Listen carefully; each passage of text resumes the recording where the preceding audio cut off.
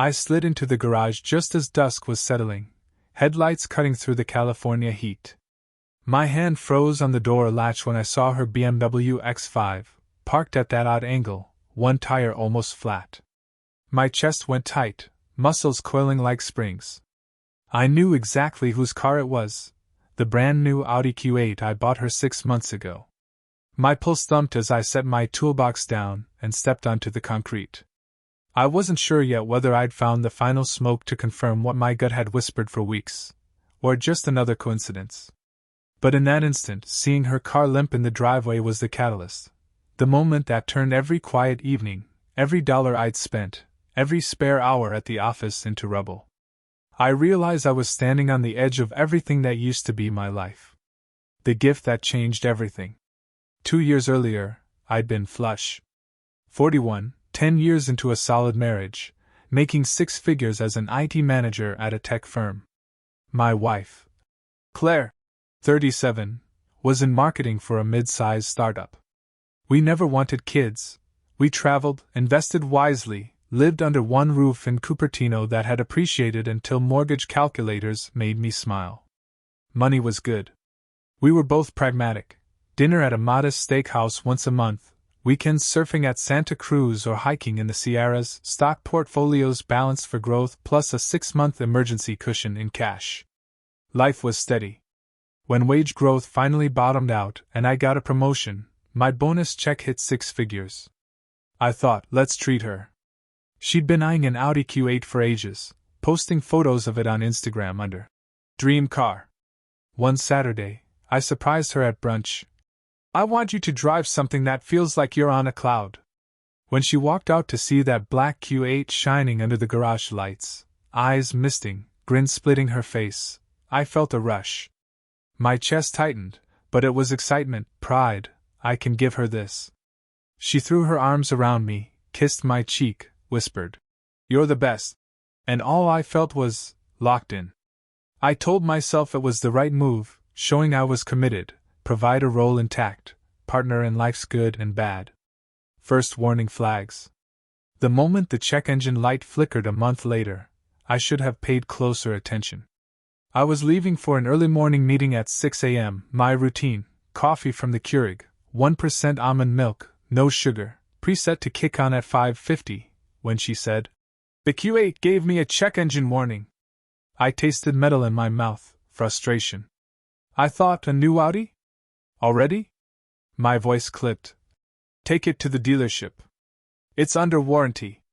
I drove off, but in my gut I ticked off, car's expensive, she probably didn't keep up with the maintenance schedule. It was half true, she couldn't have driven it like every other car she'd owned. This was a precision German machine, not a hand-me-down Camry. A few hours later, she rolled back into the driveway, headlights dimmed, breathing easy.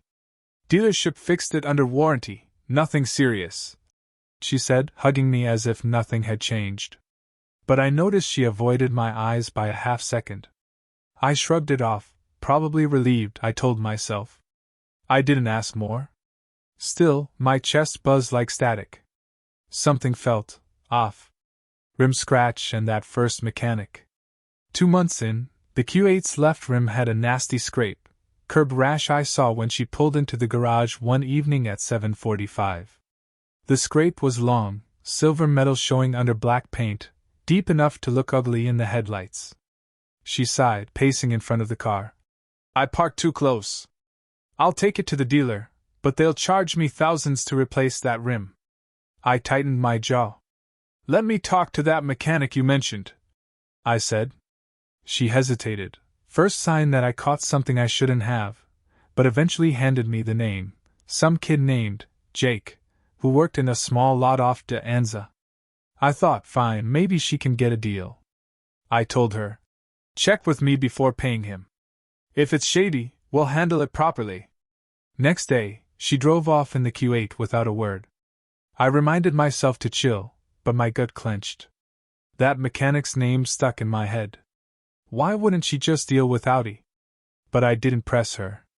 I told myself I was giving her the benefit of the doubt, responsibility without martyrdom. I'd trust until I saw real proof otherwise. Rising suspicion. Things held steady for a few weeks. Q8 problem-free. My Focus ST's brakes started squealing.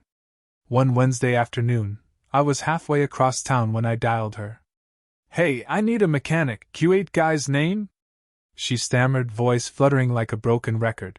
"He, works mostly on Autos. My Focus is a BMW." I pressed. "Come on, the Q8 guy fixes all sorts of German cars," she said. "Maybe stick with your usual guy." "Sorry." Her tone was too clipped. Rec G, pattern recognition kicked in. Contradiction. She didn't want me to meet him. I inhaled, exhaled to slow my heartbeat. "Send me his address," I said.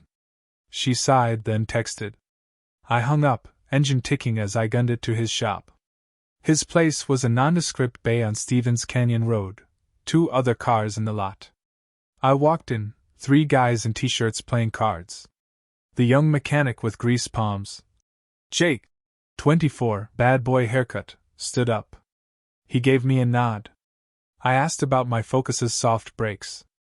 Before he answered, I couldn't help blurting, "Does Claire come here?" He froze a beat, dodged a glance, tucking his smile behind his palm.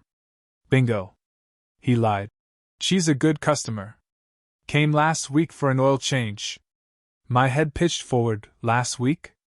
But she told me there was nothing wrong. I kept my face calm, but my heart hammered a warning. She lied. He went under the car, tinkered for 40 minutes, waved me off with a "good to go." Driving home felt surreal, tires humming, engine orange zipped along 101 freeway. I thought about his smirk. I thought about her hitting shopping streets instead of the official dealer service desk. Trust evaporated. I shoved the accelerator, beats in my chest ricocheted, adrenaline stung my lungs. I told myself, hold on. Get proof before losing your head. But even as I laid that mental groundwork, I felt my vision narrow. Self-preservation demanded action soon. Midnight phone scrolling. That night, I tiptoed into our bedroom at 10:37 p.m. Light from her bedside lamp glowed soft. She was already snoring gently. My heart thudded in my throat as I reached onto her nightstand, grabbed her phone, unlocked with her fingerprint on the screen pad. I tapped iMessage, nothing overt. I scrolled to Messenger and saw, Jake, at the top, preview. Can't wait to feel you next time. Last night was insane. My heart sank to my gut, cold, empty, like I'd swallowed bad fish. I tapped. It scrolled messages back 6 weeks. Her in the Q8, him talking hotel rooms, midnight meetups, even. I love it how you slide in when I'm alone. I felt blood rush to my face, pulse jumping. I tasted bile. My knuckles whitened around her phone. I replaced the phone on the nightstand, standing still as a statue. My chest heaved. Betrayal, anger, heartbreak, 4 different birds attacking at once. For 5 minutes, I stared at her back, felt betrayal quake through my bones. Her snoring breathed a mockery. She was asleep, unaware her life was crumbling just inches away. I shut my eyes, jaws clenched. I didn't cry. I didn't explode. I breathed slow counts, real, direct language, no flowery labels. She cheated with that kid. I felt anger spike, but I also felt cold calculation set in. Time to set boundaries. But I needed a plan. Resp, no martyrdom. I took responsibility for the next move. A week of stewing, gathering resolve. Next morning I called in. Sick. I couldn't focus. Any thought would bend back to that chat log. I love you when you touch me inside. I remembered how she'd thanked me for supporting her leadership conference. I supported her. All this time. I spent the day rereading their entire thread, texts about stolen moments in motel rooms, car trunks, under fluorescent garage lights. No remorse on her part, no shame. Just lines that read like scripts for adultery porn. I felt bow rise. My stomach churned. I barely ate, just black coffee, tension knotting in my back. Health consequences of stress? Check. Sleepless nights? Check. Day 2, I stayed in bed until noon, replayed every detail to find a line I couldn't cross. But I was too raw. I texted my friend Mike. Dude, I've seen what she's been doing. We met at a dive bar off Stevens Creek that night. He slapped my shoulder. I knew something was off. You look wrecked. I nodded. I'm not letting her off the hook. He slid me a beer. Just don't do something you'll regret. Keep your head. I shrugged, protect my mental health, decided my plan would be surgical, no spillage. I owed her that much. I wouldn't become some psycho ex-husband. Over the next week, every time I saw that Q8 sitting in the driveway, I felt grit in my gut. I drove past that small Jake's Auto Bay more times than I liked, counted how many security cameras he had, noted when he closed. I ran leaky errands near his shop. I strapped a GoPro on, wanting to record anything that might show them meeting.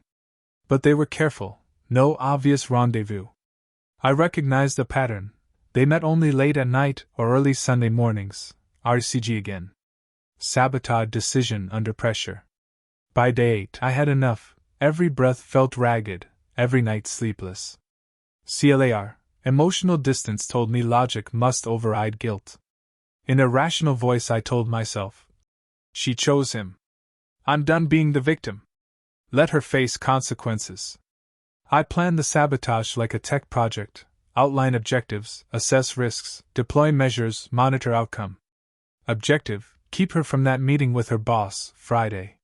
She was lead account manager for a high-stakes EV charger rollout. Presentation scheduled. Her job security hinged on Friday's slide deck. If she missed that, termination was guaranteed. I'd make sure the Q8 wouldn't start. Then I'd deflate one tire on my Focus ST, so she'd be forced to take mine to get to work. That meant no backup. At 2 a.m. Thursday, I disconnected the Q8's battery underneath the driver's floor panel. An easy spot if you Google 2019 Q8 battery location. Took me 3 minutes. Black plastic panel popped off, battery terminals exposed. I loosened both, slipped the connectors free, slid wires aside, snapped the panel back. Then I grabbed a stick to wedge under the rear driver's tire valve stem, released air slowly, checked pressure. It nestled at 10 psi when I left, difficult to spot without a gauge. I wiped my hands on a towel, drove back to my side of the bed, heart pounding so hard I thought one heartbeat would explode my chest. But I'd planned it. I rehearsed the risk. If she missed the meeting, she'd be out. No one to back her up. Goodbye, salary. Goodbye, credibility. The day of reckoning. Thursday, 5:30 a.m. I woke before her alarm. I wanted every second I could get. I set her phone's 6:30 a.m. alarm to silent. In the bedroom's darkness, I unplugged her charger. Her light sleep assured me she wouldn't wake to the breeze of my movements. I left the GoPro set on charge upstairs, planned to gather any further proof if she tried to start the Q8 at dawn. Next, I retrieved a 12V portable pump from my truck and stashed it in the Q8's trunk. It would buy me 30 minutes once she discovered the flat. My focus was in the garage. I left it full of fuel and ready. Finally, I changed the code on the garage keypad so only I could open it, CLAR again, prevent her last-minute reversal if she smelled something odd. I slipped back into bed and feigned sleep. At 6:45 a.m., I opened my eyes and heard her door click. Shit! My gut seized.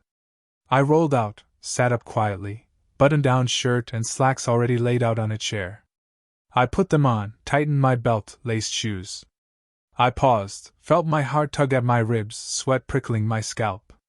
Steady. At 7:05 a.m., she stumbled out, hair mussed, eyes puffy. She flicked on the bathroom light, ran the water, teeth brushed, fast, panicked. When she flicked off the switch at 7:35, I followed her silently to the garage door. My lips pinched. I opened the keypad hatch, doubled over, typed my code. Door grated up. She slid behind me. Morning. My voice light. Her face was pale, already unsettled. Didn't hear your alarm? Battery died, she said, voice tight. She unlocked the Q8's door, settled behind the wheel. I watched through the door's window as she turned the key, click. Nothing. She rapped the steering wheel. Damn it, she muttered. I stepped up. Let me take a look. She got out. I popped the hood, pointed at the missing clamp on the battery terminal. She stiffened. What? I forced a concerned look. Looks like the battery's disconnected. Weird, let's check your car's connections. She grabbed her phone, dialed the office, said, I'm running late. Voice cracking. My chest burned, pain, but steel in my spine. I crouched by the rear tire, looked at 10 psi, tapped it. Looks flat. I can probably pump it up, but I'd be late for work. Her own voice caught. I'll call an Uber if this takes too long. She stormed around to my Focus, yanked keys from the hook, dove in. I sighed. Be careful. The pump's in your trunk if you need it. She sped off at 7:45 a.m. I stood, hands in pockets, chest heavy. Half relief, half dread. I'd crossed the line, but boundaries demanded it. Tension builds and consequences unfold. I poured myself a black coffee, set up my laptop at the breakfast counter, and dialed into my 8 a.m. server meeting. My boss commented on my calmness, smiled. You're an early bird. I forced a grin. Inwardly, I watched the clock, 7:58, 8 o'clock, 8:02. She still hadn't logged in. My email pinged. Claire never joined call. Receptionist tried calling her twice. No answer. I swallowed, tick, tick. I closed the laptop, drove to work early, parked outside her office building. She arrived at 8:27 a.m., disheveled hair, suit jacket askew, face pale as milk.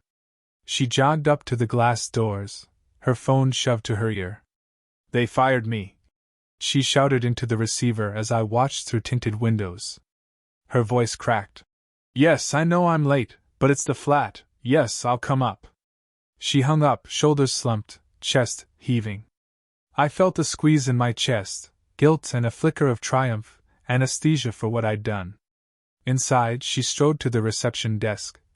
Tell Dennis I'll see him at 3 o'clock for a reconvene. Receptionist shook her head. He's already left, Claire. She blinked, panic rising. She slid out of the lobby, head spinning, never noticing me leaning against the opposite wall. I turned, walked off, mental health protected by seeing consequences play out. That's done. The aftermath and my own crossroads. That afternoon, I got a text. We need to talk. It was from her. Sitting in my sedan outside Pete's Auto, a place I now managed, I stared at the text. Meeting was a disaster. They fired me. I need to explain. I typed back. If you want to explain, come by. I closed the phone. My knuckles whitened around the steering wheel. This is the end. At 5:15 p.m., she walked in my bay, pale, eyes red, shoulders hunched. I know you did this. Her voice cracked. How could you? She stepped closer. That mechanic, that kid, how long? Why? She trembled. Her forced composure collapsed. I set my wrench down, wiped my hands dry, forced my jaw to relax, Lear, keep emotional distance. You made your choice. You picked a college kid over your marriage. My voice flat but dry. I gave you everything. The car. A life. You threw it away. She took a shaky breath. I'm sorry. I was lost. I made a mistake. She ran a hand through her hair, chest heaving.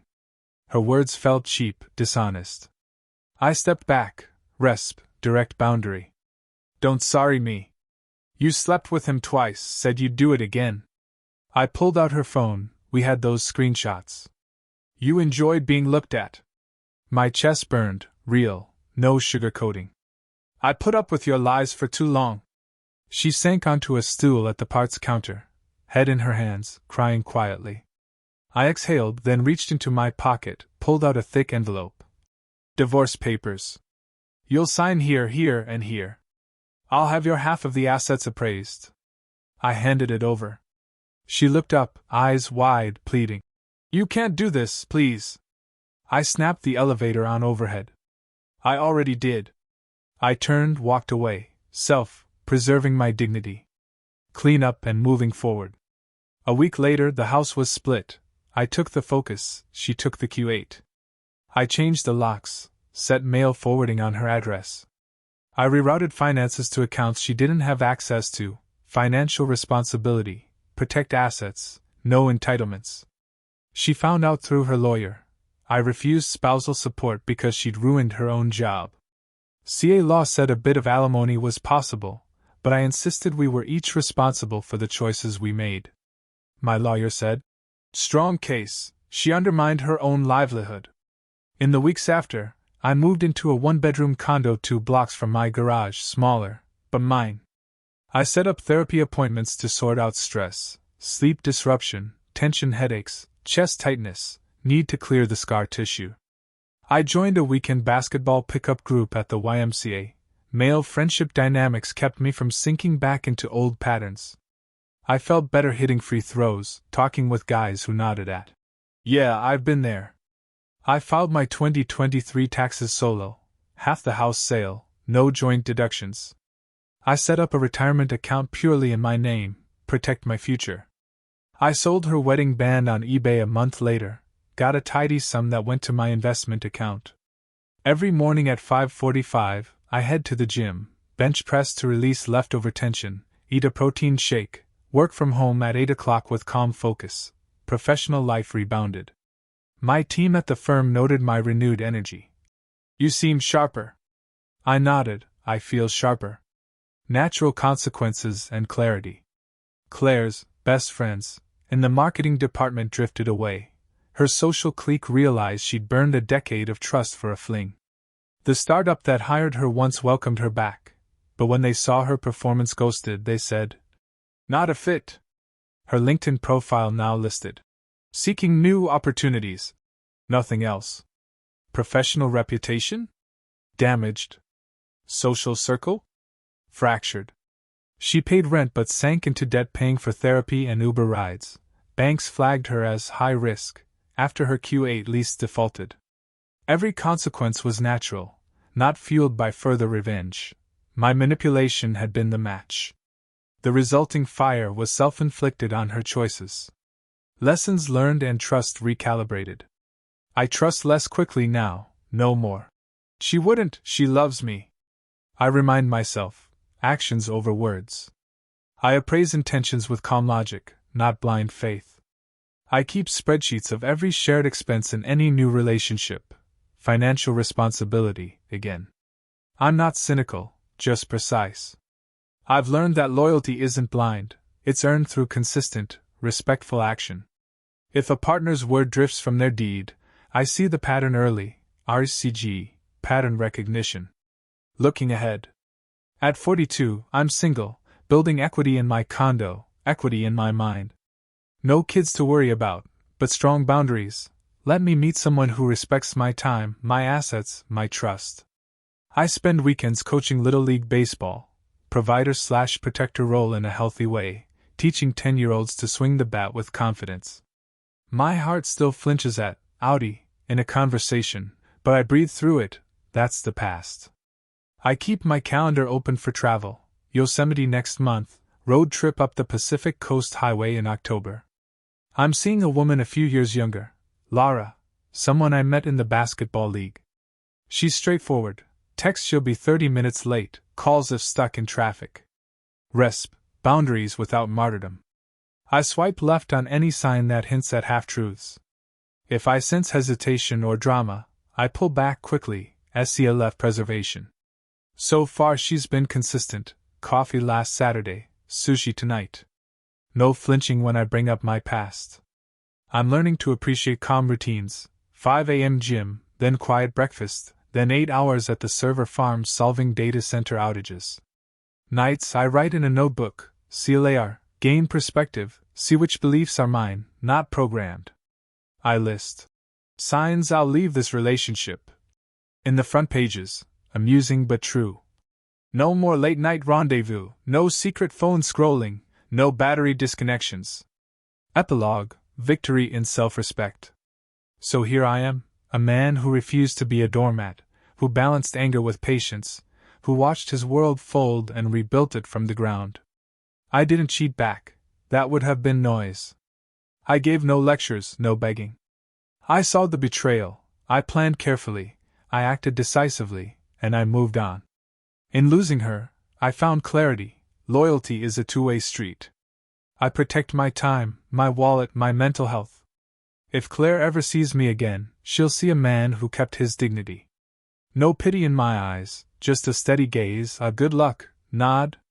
My story's ending wasn't about her downfall, though the consequences hit hard. It was about me reclaiming my life.